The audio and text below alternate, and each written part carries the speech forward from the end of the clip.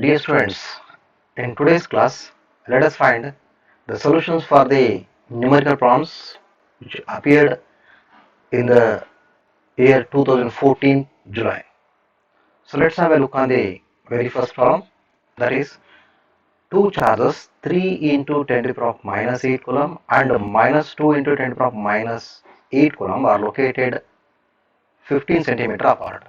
At what points on the line joining the two charges is the electric potential 0? Take the potential at infinity to be 0. Let us see the given data first. Here we have two charges. Let me take them as Q1 and Q2. Q1 is equals to 3 into 10 to the power of minus 8 coulomb and Q2 equals to minus 2 into 10 to the power of minus 8 coulomb. And they are placed at a distance of R, that is 15 centimeter apart. Like this, let me consider the Q1 is here at a distance of 15 centimeter, that is at a distance of R, one more charge placed, that is Q2. Okay, now our aim is to find out at what points the line joining the two point charges is the electric potential is 0. So let me consider a point P on line joining the two charges and between the two charges in the first case. That point is at a distance of x from the Q1.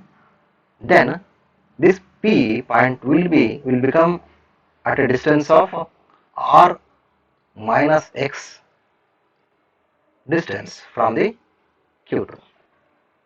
We know that the potential due to the isolated point charge is 1 by 4 pi epsilon naught, that is k, q divided by distance. Now we know that whenever there are more charges present at that time, if you want to find out the net electric potential at a point, we need to take algebraic sum of electric potential due to all the charges. So it is due to the superposition principle.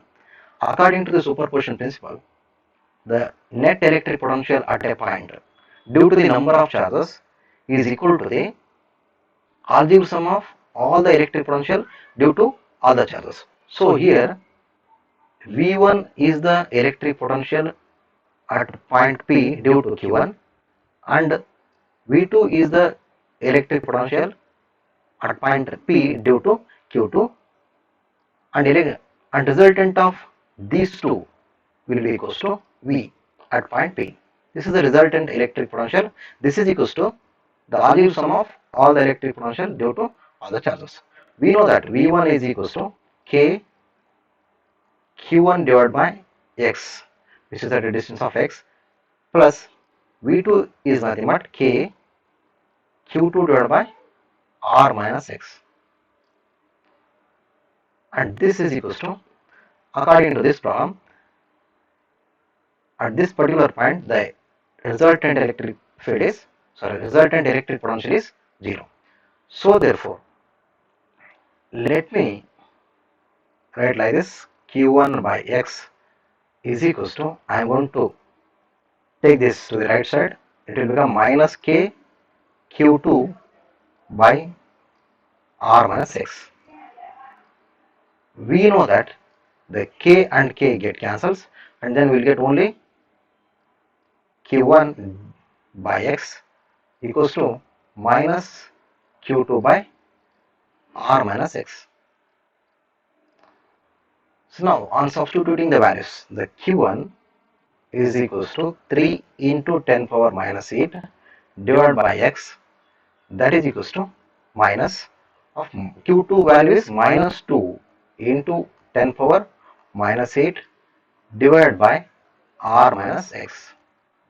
So here 10 power minus 8 and 10 power minus 8 get cancelled and then here minus into minus it will become plus. So therefore on cross multiplication we will get 3 of here R is equals to how much? R is equals to 15 centimeter. So therefore you could write 15 minus x, this is equals to 2x, isn't it? Now, on simplifying this one, we will get x is equals to,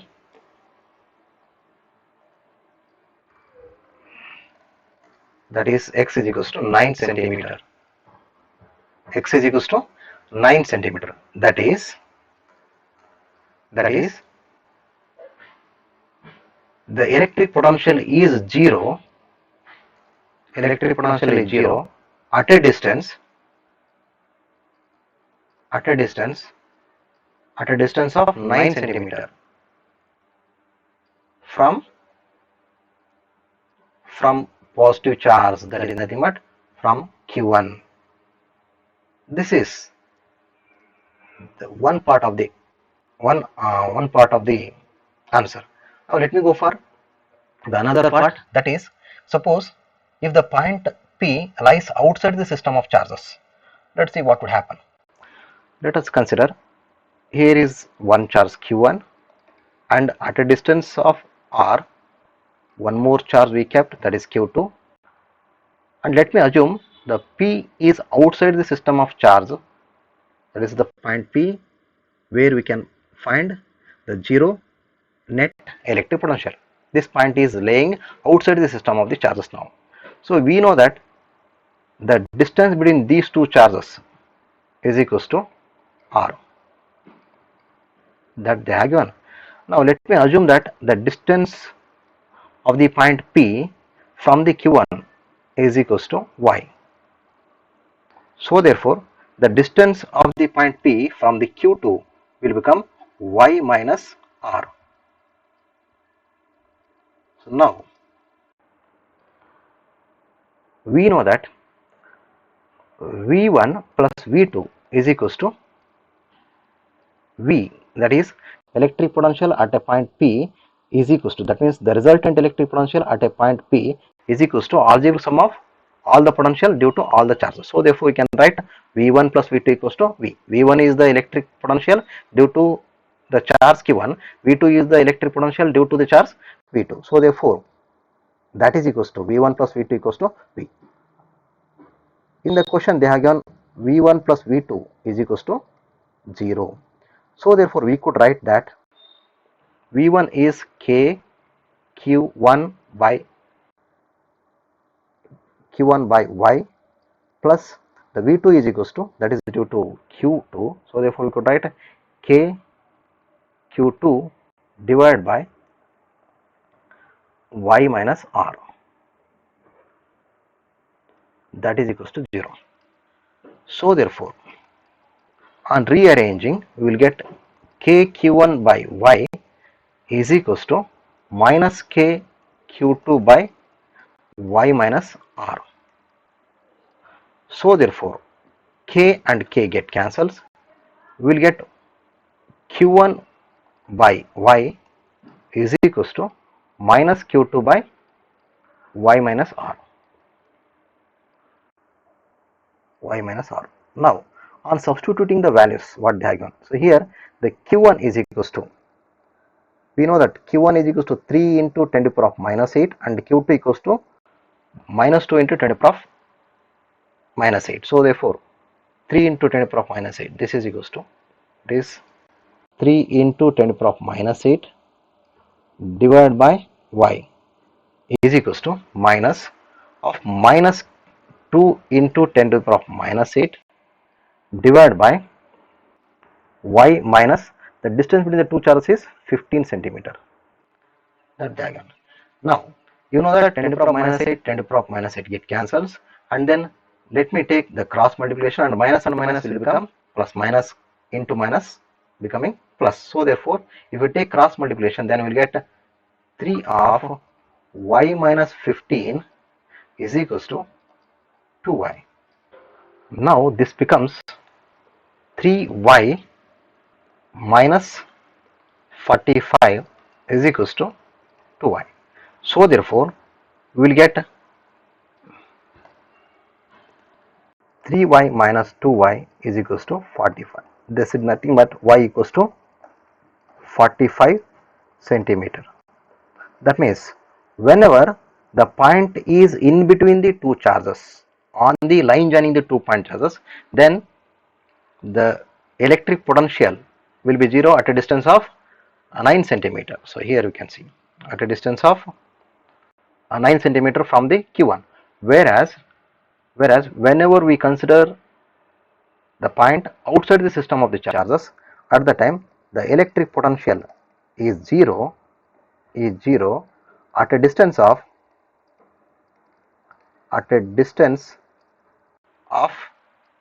45 centimeter from the charge Q1, that is from the positive charge. Okay, this is the solution for the first problem. Okay, so let's have a look on the next problem. Okay, a network of resistors is connected to 12-volt battery as shown in the figure. Here is the figure. Calculate the equivalent resistance of the circuit and obtain the current in 12 ohm and 6 ohm resistors. Look at the diagram. The 12 volt is EMF of the battery and the internal resistance of the cell should be taken as 0 because they are not mentioned here. Next, let me consider this 12 ohm is considered as R1 and 6 ohm is considered as R2. Now the current passing through the 12 ohm resistance is I1, and through the 6 ohm resistance is considered to be I2. Now the total current is I. So here we have two resistors, that is R1 equals to 12 ohm and R2 equals to 6 ohm. By looking at the diagram, you can understand that these two resistors are connected in parallel. So therefore, the equivalent resistance or effective resistance of these two resistors is equals to R1 R2 divided by R1 plus R2. So therefore, Rp equals to, on substituting the values of R1 and R2, here R1 is 12 ohm and R2 is 6 ohm divided by 12 plus 6, and this is equals to Rp is equals to 72 divided by 18. So and this is equals to Rp equals to 72 divided by 18 is 4 ohm. That is the equivalent resistance of the combination is 4 ohm. Now we need to find out current through 12 ohm resistor and 6 ohm resistors. We know that whenever we connect external resistances to the battery, the current flowing through the circuit is given by EMF of the cell divided by resistance plus internal resistance of the given battery. So here we need to find out I1. So therefore let me take here I1 is equals to EMF of the battery. The resistance through which the current is flowing is R1 plus internal resistance R. So therefore on substituting the values, that is I1 is equals to E equals to 12 volt divided by R1 is 12 plus internal resistance is 0. So therefore the I1 will become 1 ampere. In the same way, we can find out I2 also.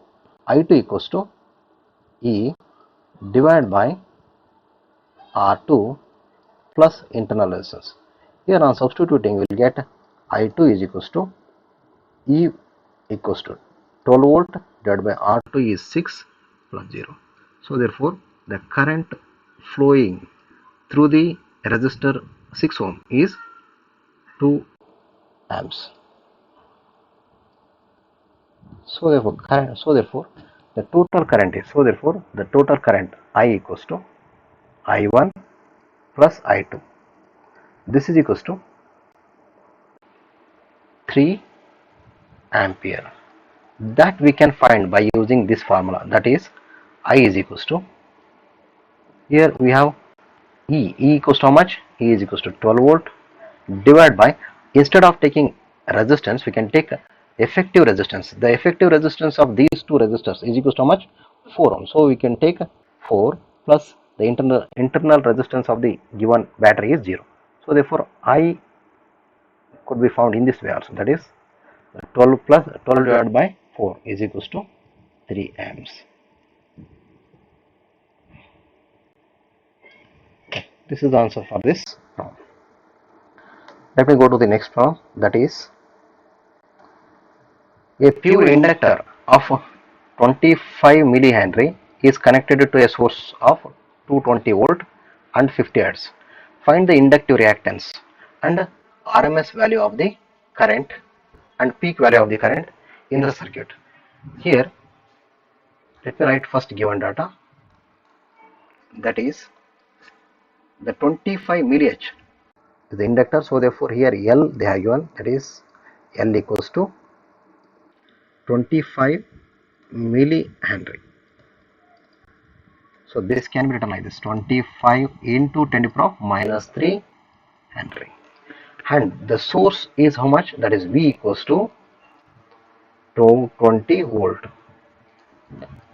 and 50 hertz, that is frequency equals to 50 hertz.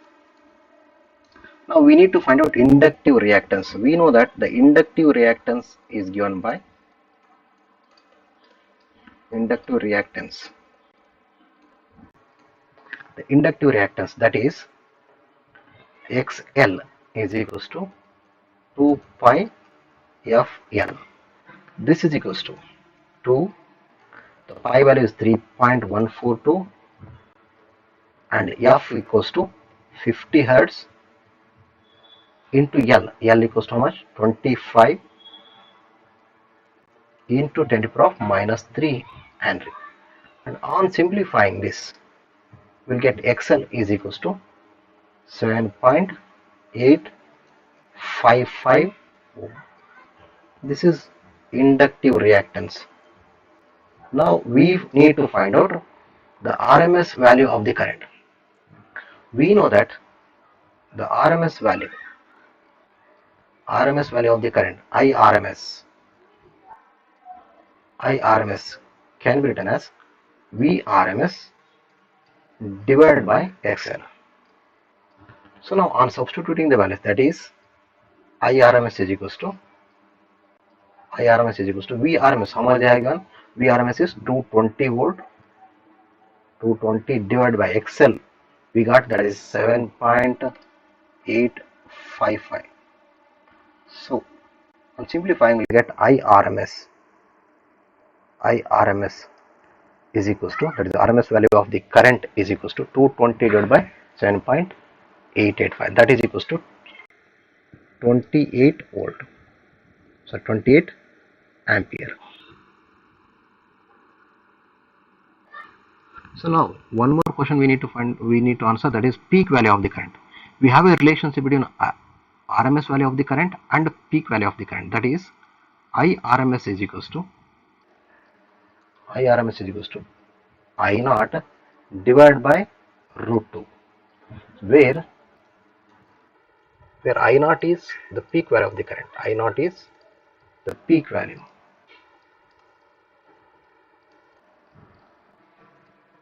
Of the current. So therefore we could write I2 as subject, I naught as subject formula, that is I naught equals to root 2 into IRMS.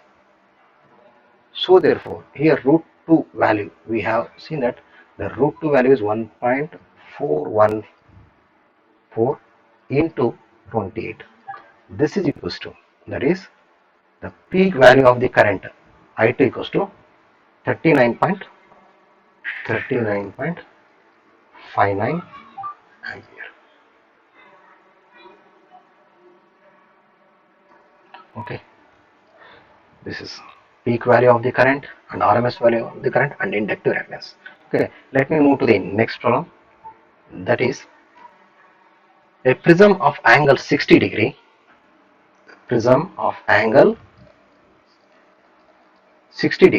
produces angle of minimum deviation of 40 degree. What is its refractive index? And calculate the angle of incidence. Here the given data is the angle of the prism they are given, that is E equals to 60 degree, and the angle of minimum deviation, that is capital D, equals to 40 degree. We need to find out the refractive index. There is a relationship between refractive index and angle of the prism and angle of the deviation. That is the angle, that is the refractive index is equals to sine of A plus D by 2 whole divided by sine A by 2. So on substituting the values, you can get refractive index of the prism. That is refractive index is equals to sine A is 60 degree plus D equals to 40 degree divided by 2 whole divided by sine 60 by 2. So that, and substituting the simplifying, we will get sine 60 plus 40 divided by 2 is 100 divided by 2, that is sine 50 degree divided by sine 30. So now, we can find very easily sine, we know that the sine 30 value, that is n is equals to sine 30 is 1 by 2, that is nothing but 0.5. Whereas the sine 50, how can we get this? So by using the sine table, here you can see the sine table. In the sine table, we can mark here, this is sine 50, here we can see that is 0.7660. In the sine table, we can see the sine 50 value is 0.7660. Here sine 50 degree is equals to 0.7660. So in this, here you can see. So therefore, on substituting the value of sine 50, that is 0.7660, we can get, that is refractive index of the prism is equals to 1.532. Now we need to find out the angle of incidence. So here sine A plus D divided by 2 is nothing but it is sine I, because we know that the refractive index is equals to sine I divided by sine R. On comparing these two, we can get, in place of I, what we have, I is equals to angle of incidence is equals to A plus D divided by 2. On comparing these two equations, this is n equals to sin I divided by sin R. It is nothing but refractive. So here, on comparing these two, we can get I is equals to A plus D divided by 2. So therefore, I equals to A plus D divided by 2. A is 60 degree plus 40 degree divided by 2. So therefore, we will get the I equals to 50 degree. This is the angle of incidence is 50 degree. In this way, you can solve this problem. So let me go for the next problem. That is, the work function of a cesium metal is 2.14 electron volt. Let me take the work function of the cesium metal is 2.14 electron volt. When the light of frequency 6 into 10 to the power of 14 Hz is incident on the metal surface, photo emission of electron occurs. So you need to find out energy of the incident photons and maximum kinetic energy of the photoelectrons. So let me write the given data first. Here we have the work function of the cesium metal, that is work function is equals to 2.14 electron volt, and when the light of frequency, that is frequency is equals to, that is nu equals to 6 into 10 power 14 Hz is incident on the metal surface. Now we need to find out energy of the incident photon. So we know that the energy of the each incident photon is equals to h nu. So here E is equals to the h value, that is 6.63, that is 6.63 into 10 to the power of minus 34 joule into the frequency is equals to 6 into 10 to the power of 14. So simplify this, you will get the energy of the incident photon is 39.78 into 10 to the power minus 20. Or else we could write like this also, that is E is equals to 3.978 into 10 to the power minus 19 joule. So let me express first the energy of the photon in terms of joule. Now we can express this energy in terms of electron volt, that is E equals to, just by dividing this value by 1.6 into 10 to the power minus 19, that is here. By dividing this with 1.6 into 10 to the power minus 19, we can get the energy in terms of electron volt, that is energy of the incident photon is equals to how much? That is, if you divide 3.978 divided by 1.6, you will get 2.486 electron volt.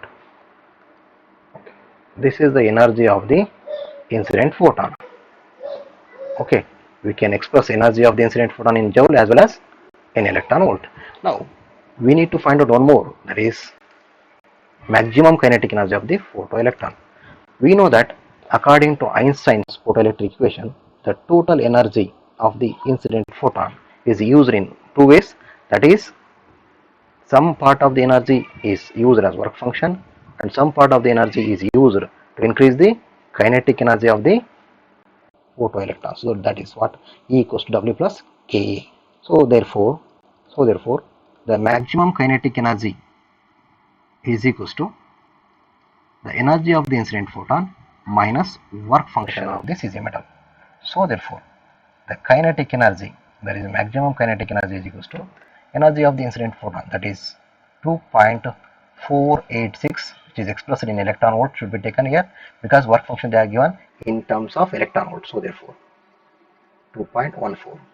So this is equals to kinetic energy,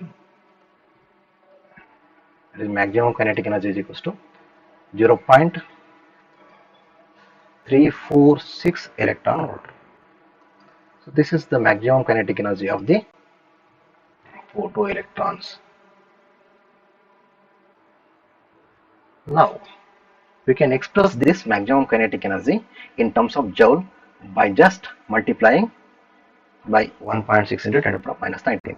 So therefore here you can write kinetic energy is equals to, maximum kinetic energy is equals to 0.346 into E, that is 1.6 into 10 to the power minus 19 joule.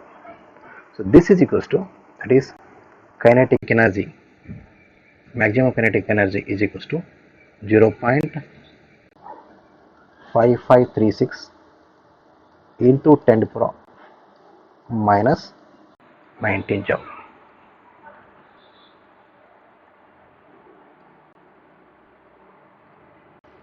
So this is the solution for this problem.